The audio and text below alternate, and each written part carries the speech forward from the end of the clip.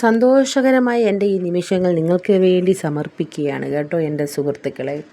അപ്പോൾ ഇന്നത്തെ എൻ്റെ യാത്ര സത്യത്തിൽ ആശുപത്രിയിൽ നിന്ന് കാണിക്കാമെന്ന് കരുതി. ചെറിയൊരു യാത്രയാണ്. അപ്പോൾ അതിനു മുമ്പേ ഞങ്ങൾ ആശുപത്രിയിലെത്തിയാണ്. മോൾക്ക് ചെറിയൊരു ജലദോഷം. ഡോക്ടർ റൗണ്ട്സിന് പോയതുകൊണ്ട് മോളെ അവിടെ സ്ലൈഡിങ്ങിൽ കയറ്റി കളിപ്പിക്കുകയായിരുന്നു.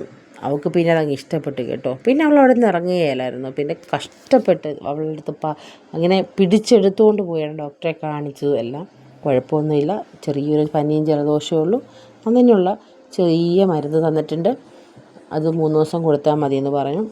അപ്പോൾ അങ്ങനെ അവിടുത്തെ മരുന്നുകളൊക്കെ വാങ്ങിച്ചു.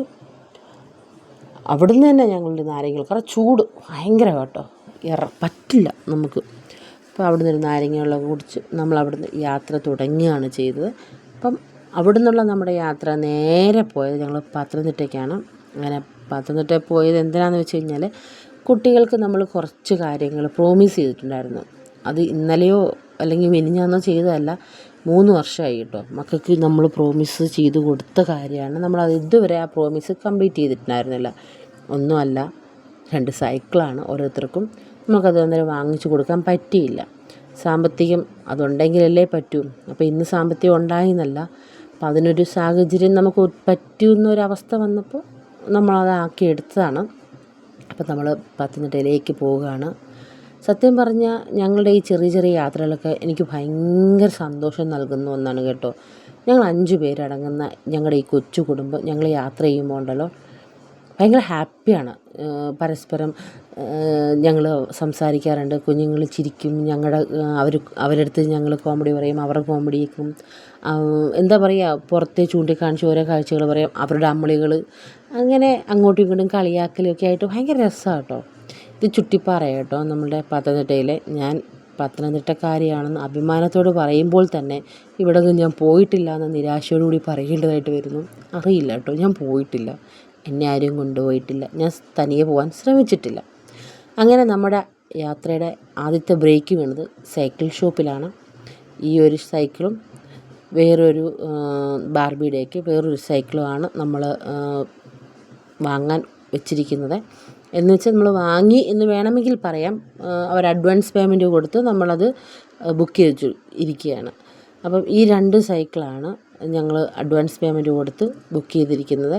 അതിൻ്റെ കാരണം എന്താ വെച്ചാൽ, April 1 നമ്മുടെ കുട്ടൂസ് രണ്ടാമത്തെ മോളുടെ പിറന്നാൾ. April 25 സച്ചു, അതായത് ആദ്യത്തെ മോളുടെ പിറന്നാൾ. 2 ഒരേ മാസമാണ്.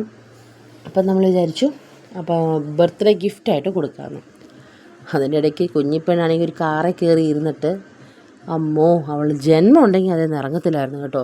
അവൾക്ക് ആ കാറ് വേണം. ആ കാറാണെങ്കിൽ നമ്മൾ വീടിനകത്ത് മാത്രമേ ഓടിക്കാൻ പറ്റുള്ളൂ, പുറത്ത് മണലിലോ റോഡിലോ ഒന്നും പറ്റില്ല. അപ്പോൾ അത് വാങ്ങിച്ചുകൊണ്ട് കാര്യമില്ല, കാരണം അതിൻ്റെ റേറ്റ് തന്നെ 10 രൂപയാണ്, അതായത് 10,000 രൂപ.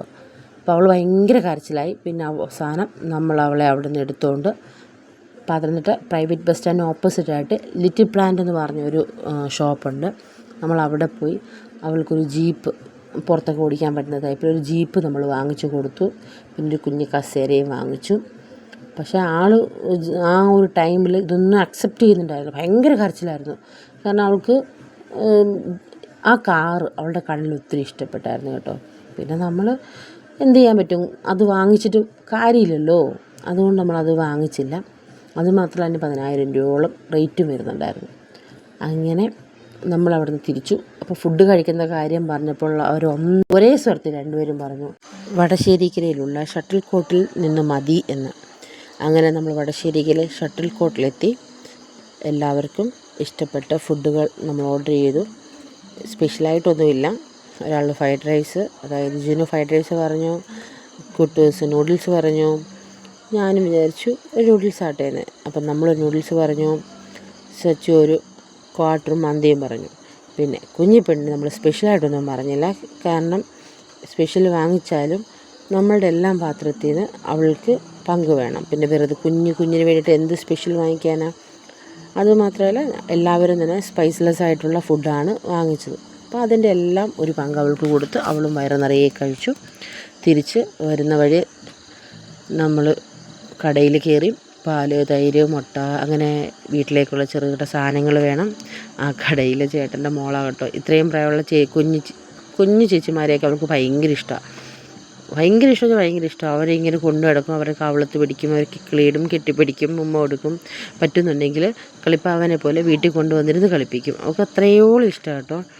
അവസാനം അവൾ വീട്ടിൽ കൊണ്ടുവരാൻ വേണ്ടി ഭയങ്കര ബഹളമായിരുന്നു. പിന്നെ ഒരു തരത്തിൽ കൂടെ പറഞ്ഞ് മനസ്സിലാക്കി എൻ്റെ കുട്ടീനെ ഞാനങ്ങനെ വീട്ടിലെത്തിച്ചു.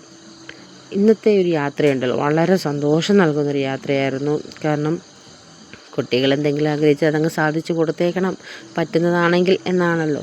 അപ്പം അവരുടെ ആഗ്രഹങ്ങൾ അവർ പറഞ്ഞ സമയത്ത് നമുക്ക് സാധിക്കാൻ പറ്റിയില്ലെങ്കിലും ഇന്ന് അത് സാധിച്ചു കൊടുക്കാൻ പറ്റി. അതിൻ്റെ വലിയൊരു സന്തോഷവും എന്ന ഒരു അഭിമാനമൊക്കെ ഉണ്ട് നമുക്ക്.